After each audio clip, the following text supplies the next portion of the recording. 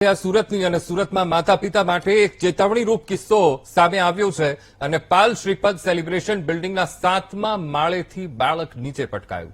7મા માળેથી પટકાતા એ 2 વર્ષીય બાળકનું મોત થયું છે. બાળકને સિવિલ હોસ્પિટલ ખસેડાતા તબીબે તેને મૃત જાહેર કર્યું. ત્યારે હાઉસકીપિંગમાં કામ કરતી આ મહિલાનું બાળક હતું અને 2 વર્ષીય બાળકને મહિલા કામ પર સાથે લઈને આવી હતી. પાલ પોલીસે અકસ્માતે મોતનો ગુનો નોંધી તપાસ શરૂ કરી છે.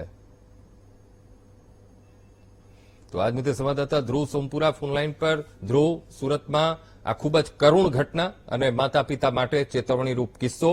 એક બાળક જે બિલ્ડિંગના 7મા માળેથી નીચે પટકાયું. ધ્રુવ, જી સાચી વાત છે. સુરતના આ પાલ વિસ્તારની ઘટના છે. 2 વર્ષનું બાળક જે છે તે 7મા માળેથી નીચે પટકાયું છે. દાદર પાસે આ બાળક રમી રહ્યું હતું અને રમતા રમતા જે દાદર પાસે જે ગ્રીલ આવે છે તે ગ્રીલની વચ્ચેથી આ બાળક નીચે પટકાઈ ગયું હતું.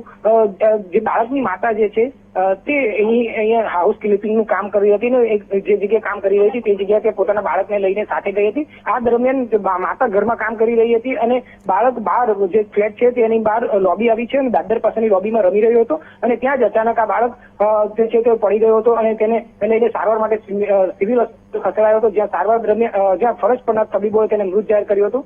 બાળકના મોતને લઈને ખૂબ જ કરુણ ઘટના સર્જાતા પરિવારમાં આ ઘેરા પ્રત્યાઘાતો પડ્યા છે અને શોકમાં ગરકાવ થઈ ગયું છે. હાલ તો આ મામલે પાલ પોલીસે અકસ્માત મોતનો ગુનો નોંધી વધુ તપાસ હાથ ધરી છે.